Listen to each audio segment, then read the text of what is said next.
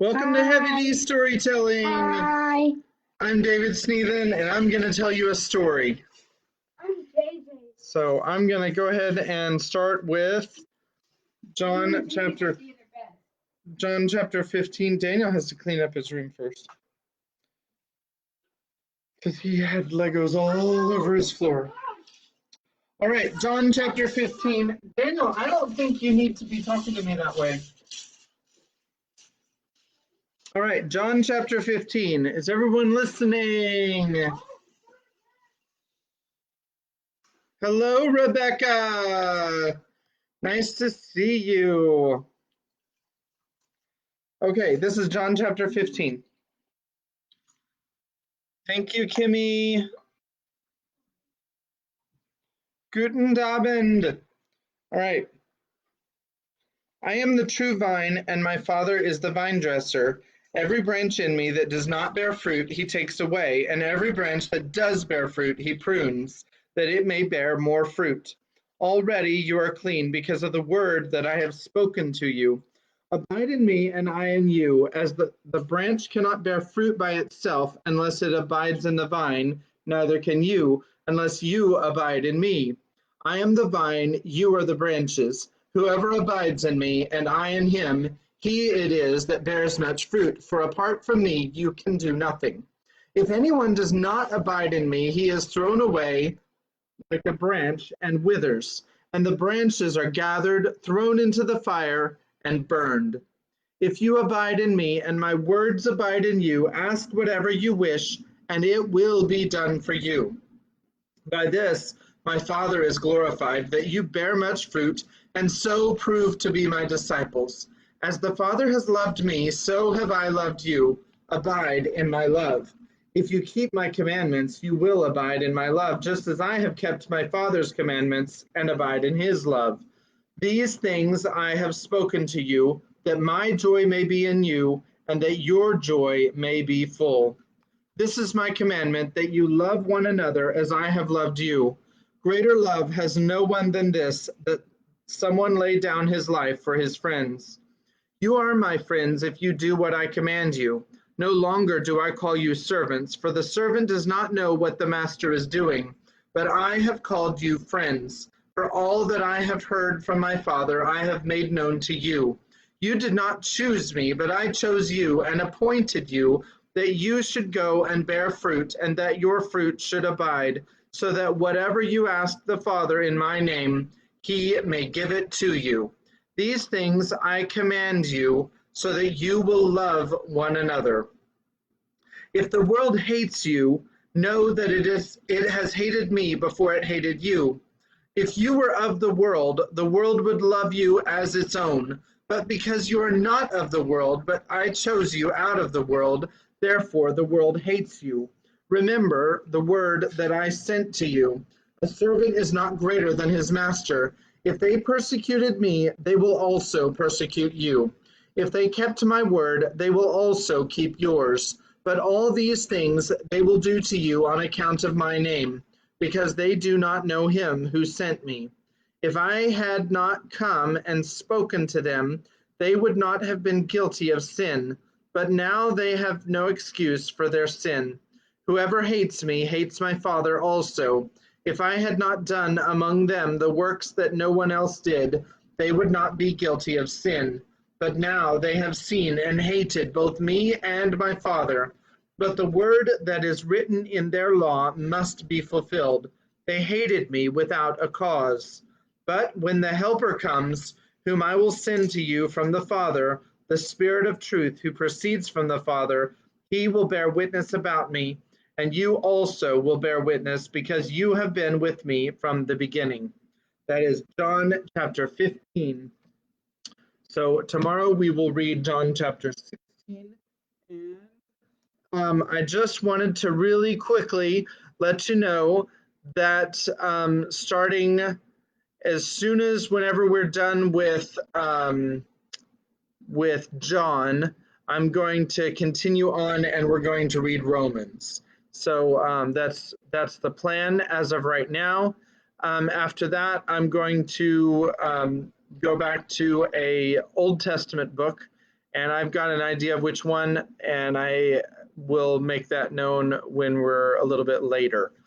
So at this time, we are ready for our synopsis.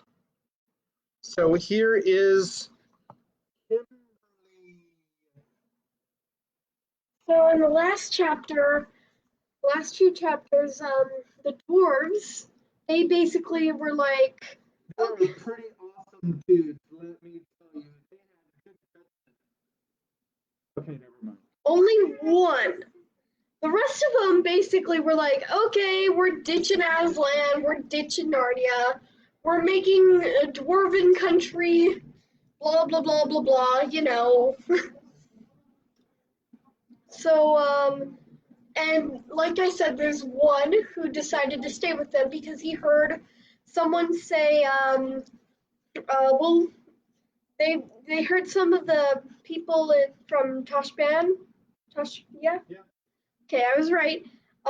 They heard some of them saying, so we're gonna eventually ditch the ape, and but before that, we're gonna find all the Narnians who don't really believe in Aslan, and we're gonna make them on our side, and then we're gonna ditch the ape in a few, because he's not trustworthy. Because they could agree that Aslan and Tosh were the same thing because they didn't really believe in either one of them.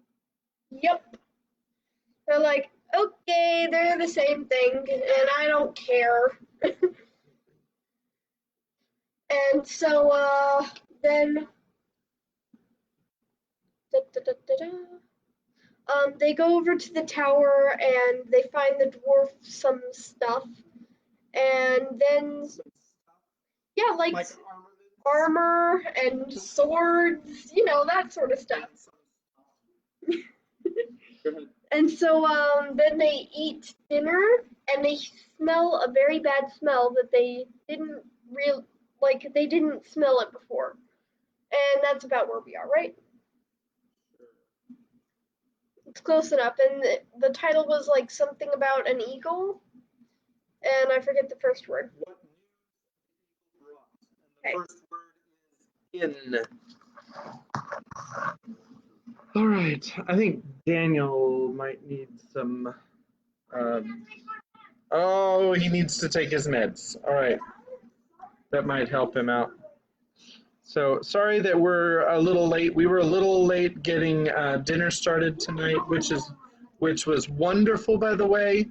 If you haven't had a chance to have mom's cooking, you need to have it. And the one person that's online has had that opportunity, but I think that you should have it again sometime. So maybe next month, like from the 23rd to the 30th. Okay, so chapter 8 is called What News the Eagle Brought. And I usually have a drink of water while she's doing the synopsis, and I forgot today because I was. Yeah.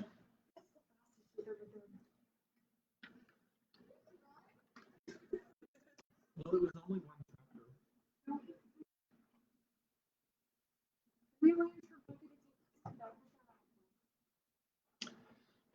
All right, well, we'll see how that works out.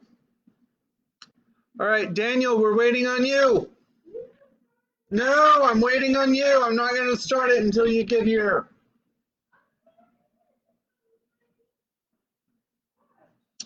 All right, so sorry about this. So during JJ's reading time, Kimmy and Daniel and Mom were cleaning, and Kimberly just finished, like literally just now. What's WoW? Tell me what WoW is. Hey. I asked her what? Chrissy, what WoW has he told you? I'll look it up. Is Dana back? Nope. He's doing his magnesium, which takes a while.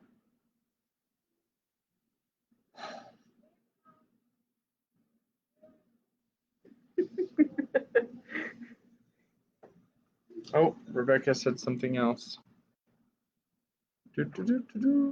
When I'm coming over. Yeah, but I know she's like a minute behind, but she like says things that are in complete sentences, that are in incomplete sentences. And I don't understand what she's talking about. The way you said it was funny. Okay, great. All right.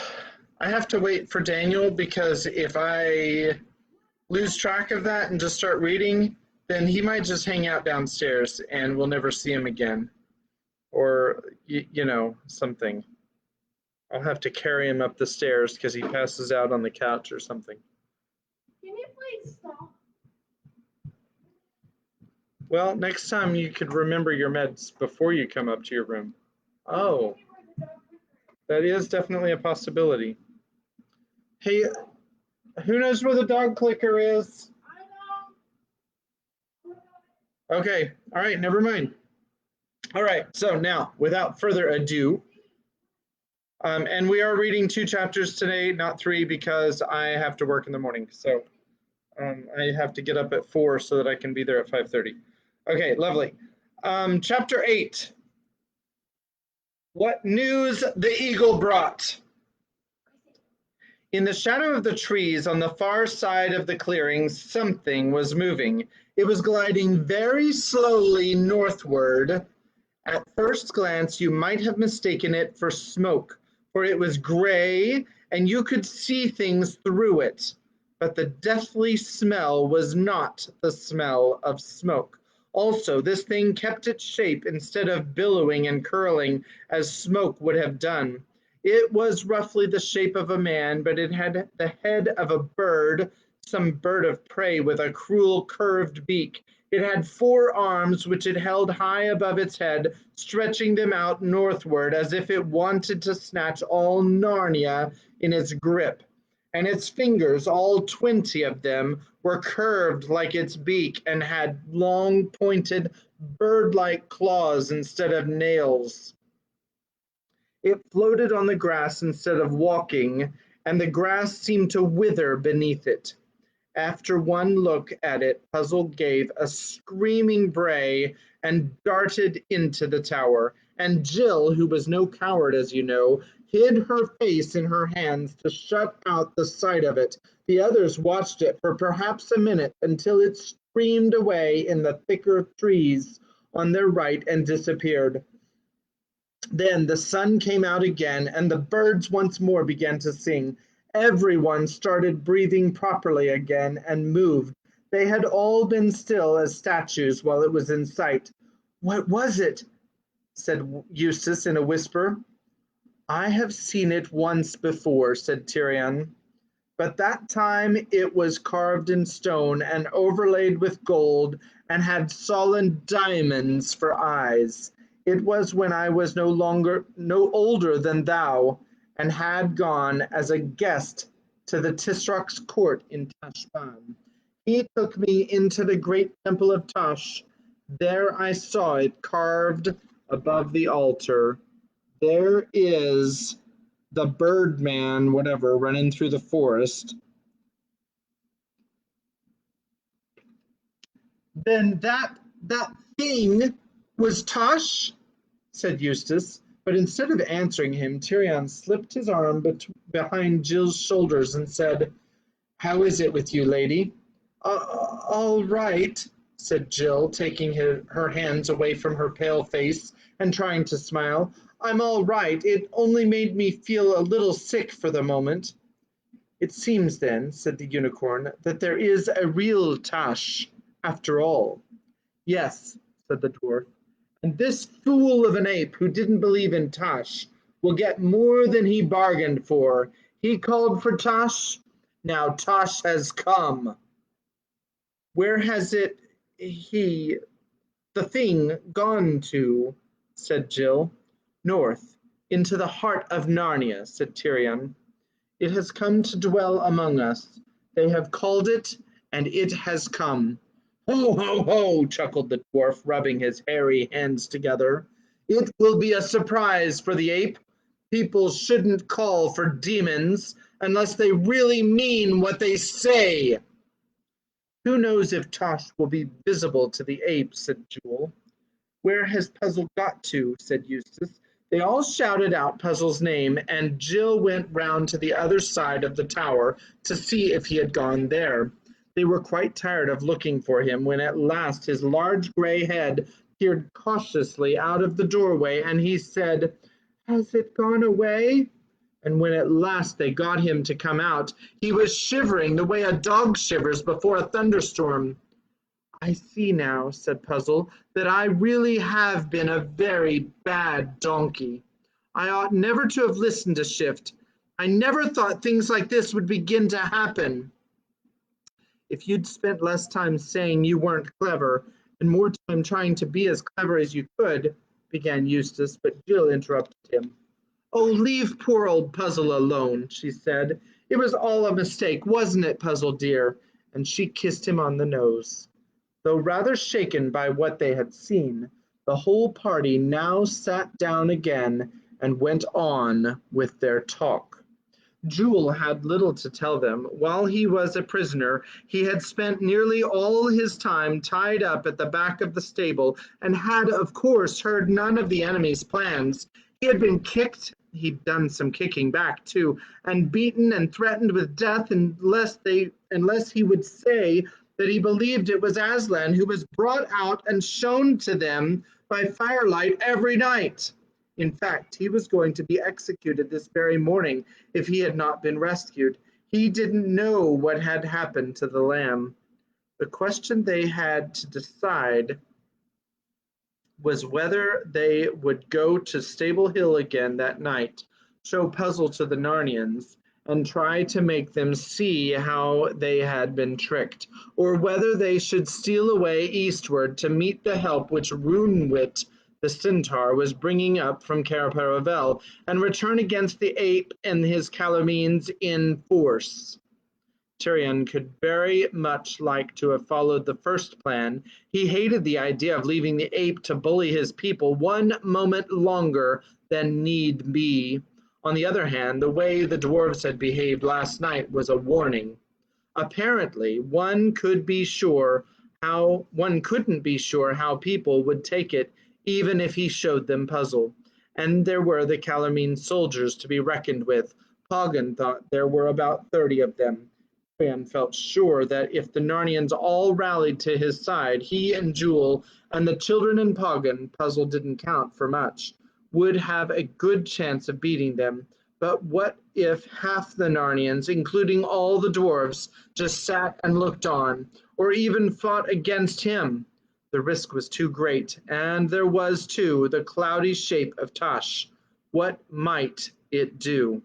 And then, as Poggin pointed out, there was no harm in leaving the ape to deal with his own difficulties for a day or two.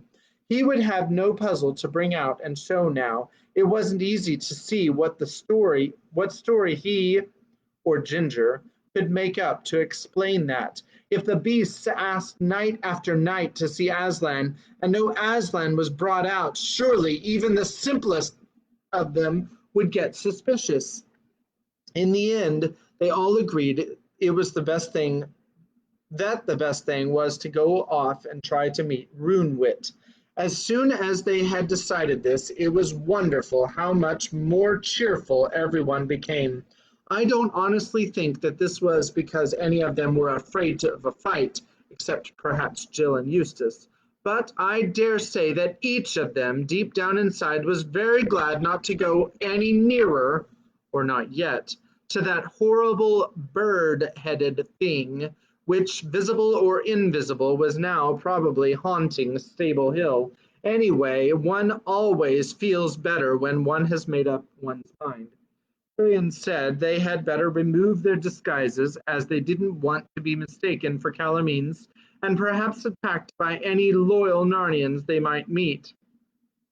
The dwarf made up a horrid-looking mess of ashes from the hearth, and grease out of a jar of grease, which hearth and grease out of a jar of grease, which was kept for rubbing on swords and spearheads. Then they took off the Calamine armor and went down to the stream. The nasty mixture made a lather just like soft soap. It was a pleasant, homely sight to see Tyrion and the two children kneeling beside the water and scrubbing the backs of their necks, or puffing and blowing as they splashed the lather off. Then they went back to the tower with red, shiny faces, looking like people who had been given an extra good wash before a party. They rearmed themselves in true Narnian style with straight swords and three-cornered shields. "Body of me," said Tyrion. "That is better. I feel a true man again." Puzzle begged very hard to have the lion skin taken off him. He said it was too hot and the way it was rucked up on his back was uncomfortable. Also, it made him look so silly, but they told him he would have to wear it a bit longer, for they still wanted to show him in that get-up to the other beasts, even though they were now going to meet Runewit first. What was left of the pigeon meat and the rabbit meat was not worth bringing away, but they took some biscuits. Then Tyrion locked the door of the tower, and that was the end of their stay there. It was a little after 2 in the afternoon when they set out, and it was the first really warm day of that spring. The young leaves seemed to be much further out than yesterday. The snowdrops were over, but they saw several primroses. The sunlight slanted through the trees, birds sang, and always, though usually out of sight, there was the noise of running water. It was hard to think of horrible things like Tash. The children felt this is really Narnia at last. Even Tyrion's heart grew lighter as he walked ahead of them, humming an old Narnian marching song which had the refrain, "Ho, rumble, rumble, rumble, rumble drum belabored." After the king came Eustace and Poggin the dwarf. I thought that was going to go on and it didn't, so sorry that I didn't make any kind of rhythm out of that. After the king came Eustace and Poggin the dwarf. Poggin was telling Eustace the names of all the Narnian trees, birds, and plants which he didn't know already. Sometimes Eustace would tell him about English ones. After them came Puzzle, and after him Jill and Jewel walking very close together. Jill had, as you might say, quite fallen in love with the unicorn. She thought, and she wasn't far wrong, that he was the shiningest, delicatest, most graceful animal she had ever met, and he was so gentle and soft of speech that if you hadn't known, you would hardly have believed how fierce and terrible he could be in battle.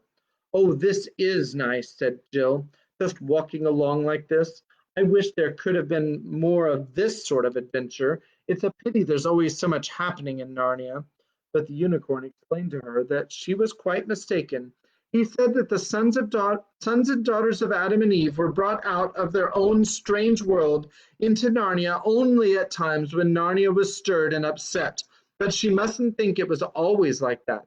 In between their visits, there were hundreds and thousands of years when peaceful king followed peaceful king, till you could hardly remember their names or count their numbers. And there was really hardly anything to put into the history books. And he went on to talk of old queens and heroes whom she had never heard of. He spoke of Swan White the Queen, who had lived before the days of the White Witch, and the Great Winter, who was so beautiful that when she looked into any forest pool, the reflection of her face shone out of the water like a star by night for a year and a day afterward. He spoke of Moonwood the hare, who had such ears that he could sit by Cauldron Pool under the thunder of the great waterfall and hear what men spoke in whispers at Cair Paravel. He told how great Gael, who was ninth in the descent from Frank, the first of all kings, had sailed far away into the eastern seas and delivered the Lone Islanders from a dragon, and how, in return, they had given him the Lone Islands to be part of the royal lands of Narnia forever. He talked of whole centuries in which all Narnia was so happy that notable dances and feasts, or at most tournaments, were the only things that could be remembered, and every day and week had been better than the last. And As he went on, the picture of all those happy years, all the thousands of them, piled up in Jill's mind till it was rather like looking down from a high hill onto a rich, lovely plain full of woods and waters and cornfields, which spread away and away till it got thin and misty from a distance. And she said, "Oh, I do hope we can soon settle the ape and get back to those good ordinary times. And then I hope they'll go on forever and ever and ever. Our world is going to have an end some day. Perhaps this one won't. Oh, Jewel, wouldn't it be lovely if Narnia just went on like what you said it has been?" "Nay, sister," answered Jewel. "All worlds draw to an end, except Aslan's own country." "Well, at least," said Jill, "I hope the end of this one is millions and millions and millions of years away. Hello, what are we stopping for?" The king and Eustace and the dwarf were all staring up at the sky. Jill shuddered, remembering what horrors they had seen already, but it was nothing of that sort this time. It was small and looked black against the blue. "I dare swear," said the unicorn, "from its flight, that it is a talking bird." "So think I," said the king, "but it is a friend. Is it a friend or a spy of the apes?" "To me, sire," said the dwarf, "it has a look of Farsight the eagle." "Ought we to hide under the trees?" said Eustace. "Nay," said Tyrion, "best stand still as rocks. He would see us for certain if we moved." "Look, he wheels. He has already seen us," said Jewel. "He is coming down in wide circles." "Arrow on the string, lady," said Tyrion to Jill, "but by no means shoot till I bid you. He may be a friend." If one had known what was going to happen next, it would have been a treat to watch the grace and ease with which the huge bird glided down. He alighted on a rocky crag a few feet from Tyrion, bowed his crested head, and said in his strange eagle voice, "Hail, king!" "Hail, Farsight," said Tyrion, "and since you call me king, I may well believe that you are not a follower of the ape and his false Aslan. I am glad of your coming." "Sire," said the eagle, "when you have heard my news, you will be sorrier at my coming than of the greatest woe that ever befell you." Tyrion's heart seemed to stop beating at these words, but he set his teeth and said, "Tell on." "Two sights have I seen," said Farsight. "One was at Cair Paravel, filled with dead Narnians and living Calamines. The Tisrock's banner advanced upon your royal battlements, and your subjects flying from the city, this way and that, into the woods. Cair Paravel was taken from the sea. 20 great ships of Calamin put in there in the dark of the night before last." No one could speak. "And the other sight, 5 leagues nearer than Cair Paravel, was Runwit the centaur lying dead with a Calamine arrow in his side. I was with him in his last hour, and he gave me this message to your majesty, to remember that all worlds draw to an end, and that noble death is a treasure which no one is too poor to buy." I'm going to take this opportunity to show you the pictures. It's one of those double page pictures. What? I think so. "So," said the king after a long silence, "Narnia is no more." Chapter 9 is called The Great Meeting on Stable Hill. For a long time they could not speak nor even shed a tear. Then the unicorn stamped the ground with his hoof and shook his mane and spoke. "Sire," he said, "there is now no need of counsel. We see that the ape's plans were laid deeper than we dreamed of. Doubtless he has been long in secret traffic with the Tisroc, and as soon as he had found the lion skin, he sent him word to make ready his navy for the taking of Cair Paravel and all Narnia. Nothing now remains for us 7, but to go back to Stable Hill, proclaim the truth, and take the adventure that Aslan sends us. And if by a great marvel we defeat those 30 Calormenes who are with the ape, then to turn again and die in battle with the far greater host of them that will soon march from Cair Paravel. Tirian nodded, but he turned to the children and said, Now, friends, it is time for you to go hence into your own world. Doubtless you have done all that you were sent to do. But we've done nothing, said Jill, who was shivering, not with fear exactly, but because everything was so horrible. Nay, said the king, you loosed me from the tree. You glided before me like a snake last night in the wood and took Puzzle, and you, Eustace, killed your man. But you are too young to share in such a bloody end as we others must meet tonight, or it may be 3 days hence. I entreat you, nay, I command you, to return to your own place.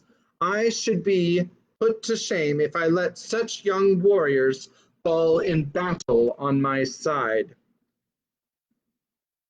No, no, no, said Jill, very white when she began speaking, and then suddenly very red, then white again. We won't. I don't care what you say. We're going to stick with you, whatever happens, aren't we, Eustace? Yes, but there's no need to get so worked up about it, said Eustace, who had stuck his hands in his pockets, forgetting how odd that looks when you're wearing a male shirt. Because, you see, we haven't any choice. What's the good of talking about our going back? How? We've got no magic for that. This was a very good sense, but at the moment Jill hated Eustace for saying it. He was fond of being dreadfully matter-of-fact when other people got excited. When Tirian realized that the two strangers could not get home unless Aslan suddenly whisked them away, he next wanted them to go across the southern mountains into Archenland where they might possibly be safe. But they didn't know their way, and there was no one to send with them. Also, as Poggin said, once the Calormenes had Narnia, they would certainly take Archenland in the next week or so. The Tisroc had always wanted to have these northern countries for his own. In the end, Eustace and Jill begged so hard that Tirian said they could come with him and take their chance, or, as he much more sensibly called it, the adventure that Aslan would send them. The king's first idea was that they should not go back to Stable Hill. They were sick of the very name of it by now till after dark, but the dwarf told them that if they arrived there by daylight they would probably find the place deserted, except perhaps for a Calormene sentry. The beasts were far too frightened by what the ape and Ginger had told them about this new angry Aslan, or Tashlan, to go near it except when they were called together for those horrible midnight meetings, and Calormenes are never good woodsmen. Poggin thought that even by daylight they could easily get round to somewhere behind the stable without being seen. This would be much harder to do when the night had come and the ape might be calling the beasts together and all the Calormenes were on duty. And when the meeting did begin, they could leave Puzzle at the back of the stable, completely out of sight, till the moment at which they wanted to produce him. This was obviously a good thing, for their only chance was to give the Narnians a sudden surprise. Everyone agreed, and the whole party set off on a new line, northwest, toward the hated hill. The eagle sometimes flew to and fro above them. Sometimes he sat perched on Puzzle's back. No one, not even the king himself, except in some great need, would dream of riding on a unicorn. This time Jill and Eustace walked together. They had been feeling very brave when they were begging to be allowed to come with the others, but now they didn't feel brave at all. Cole, said Eustace in a whisper, I may as well tell you I've got the wind up. Oh, you're all right, Scrub, said Jill. You can fight, but I'm just shaking, if you want to know the truth. Oh, shaking's nothing, said Eustace. I'm feeling I'm going to be sick. Don't talk about that, for goodness sake, said Jill. They went on in silence for a minute or two. Pole, said Eustace presently. What? Said she. What'll happen if we get killed here? Well, we'll be dead, I suppose. But I mean, what will happen in our world? Shall we wake up and find ourselves back in that train? Or shall we just vanish and never be heard of anymore? Or shall we be dead in England? Gosh, I never thought of that. It'll be rum for Peter and the others if they saw me waving out of the window, and then when the train comes in, we're nowhere to be found. Or if they found too, I mean, if we're dead over there in England. Ugh, said Jill. What a horrid idea. It wouldn't be horrid for us, said Eustace. We shouldn't be there. I almost wish, no, I don't though, said Jill. What were you going to say? This interlude brought to you by Daniel's Blanket. Do do do do do do do. Do do do do do do do do do do.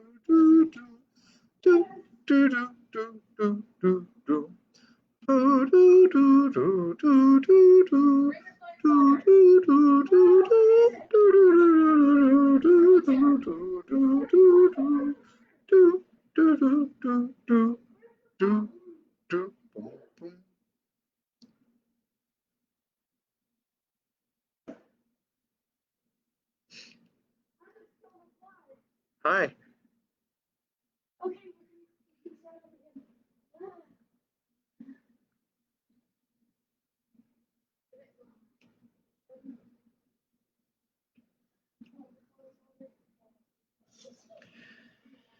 Yay. All right. Let's see if I can figure out where I am.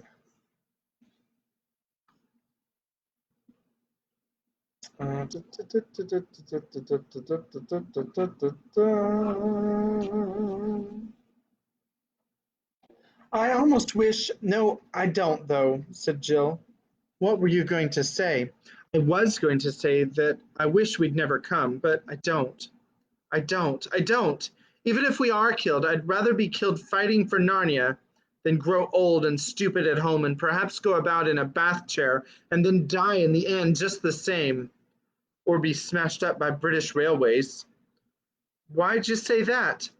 Well, when that awful jerk came, the one that seemed to throw us into Narnia, I thought it was the beginning of a railway accident, so I was jolly glad to find ourselves here instead. Well, while Jill and Eustace were talking about this, the others were discussing their plans and becoming less miserable.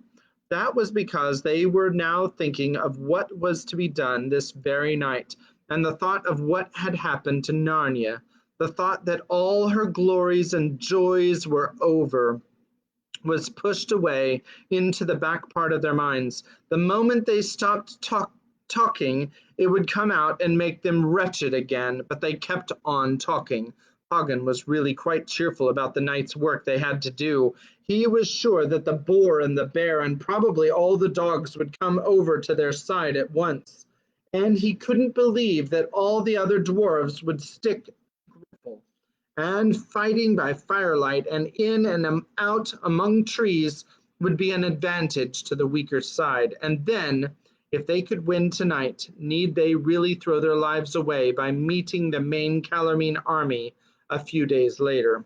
Why not hide in the woods or even up in the western waste beyond the great waterfall and live like outlaws? And they might gradually get stronger and stronger, for talking beasts and Archenlanders would be joining them every day, and at last they'd come out of hiding and sweep the Calormenes who would have got careless by then out of the country, and Narnia would be revived.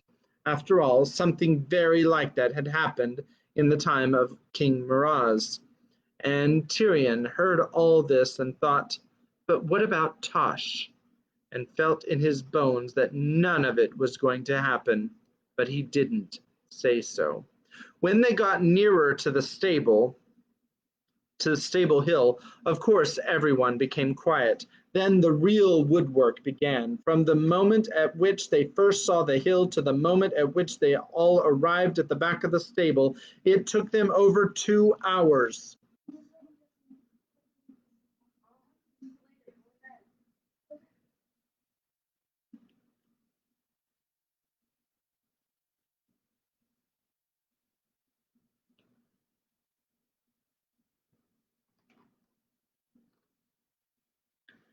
Sorry about that. When they got nearer to Stable Hill, of course everyone became quiet. Then the real woodwork began.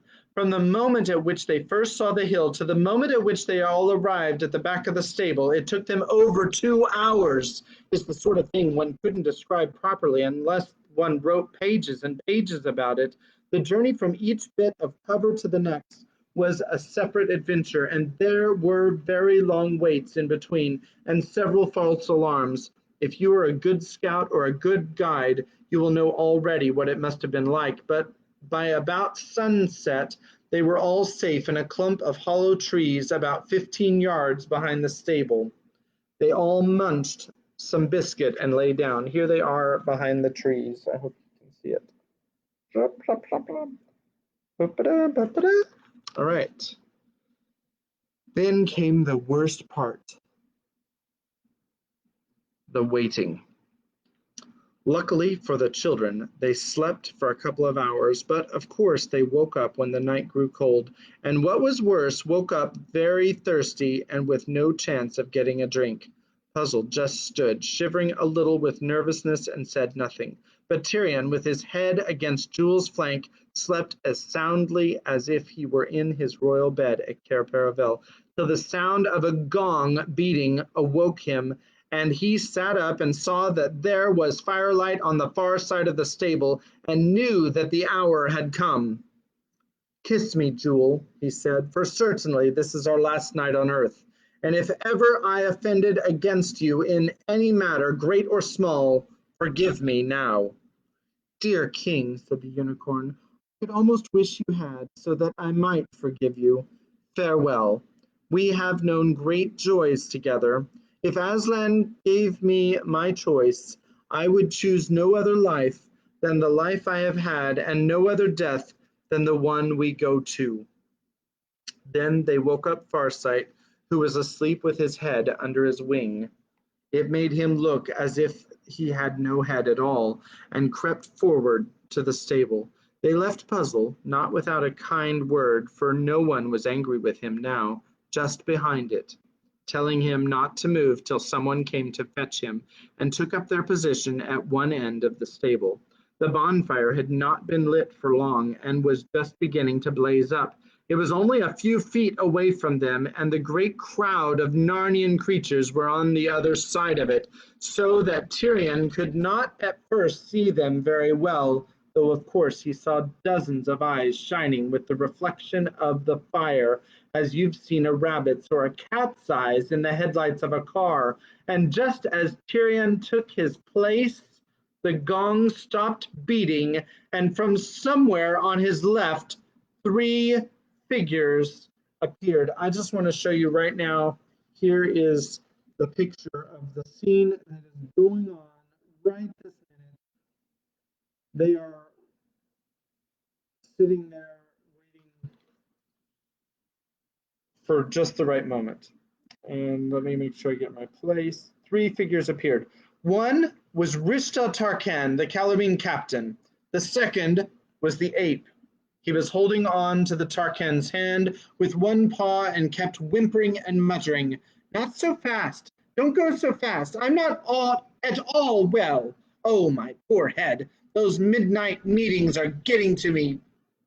Getting too much for me. Apes aren't meant to be up at night. It's not as if I was a rat or a bat. Oh, my poor head."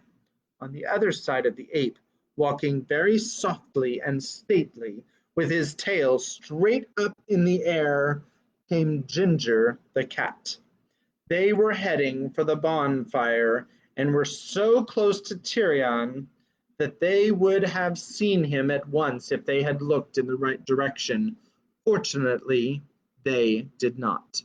But Tyrion heard Rishta say to Ginger in a low voice, "Now, cat, to thy post. See thou play thy part well." "Meow, meow, count on me," said Ginger. Then he stepped away beyond the bonfire and sat down in the front row of the assembled beasts, in the audience, as you might say.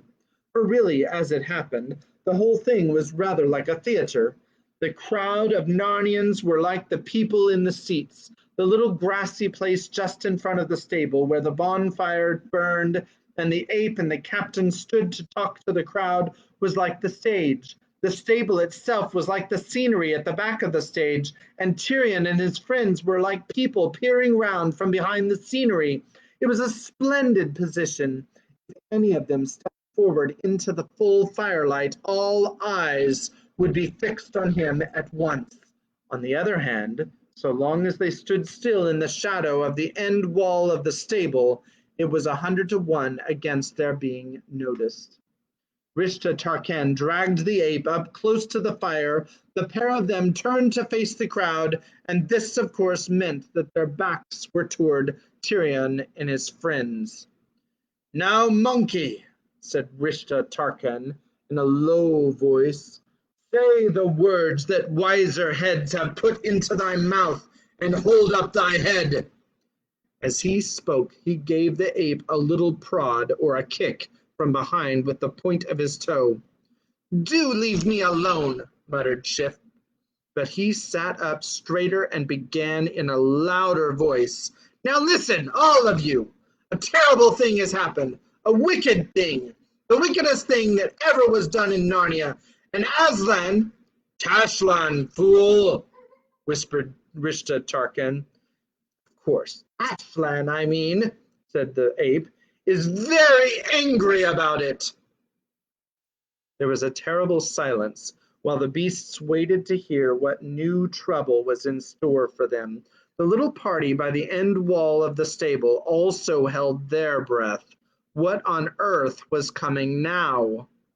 "Yes," said the ape, "at this very moment, when the terrible one himself is among us, there in the stable just behind me, one wicked beast has chosen to do what you'd think no one would dare to do even if he were 1,000 miles away.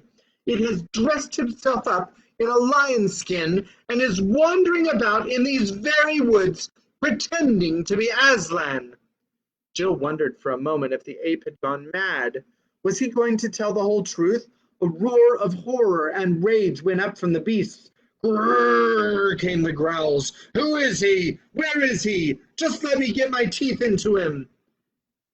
"It was seen last night," screamed the ape, "but it got away. It's a donkey, a common, miserable donkey. And if any of you see that donkey—" "Grrr!" growled the beasts. We will. He'd better keep out of our way." Jill looked at the king. His mouth was open, and his face was full of horror. And then she understood the devilish cunning of the enemy's plan. By mixing a little truth with it, they had made their lie far stronger. What was the good now of telling the beasts that a donkey had been dressed up as a lion to deceive them?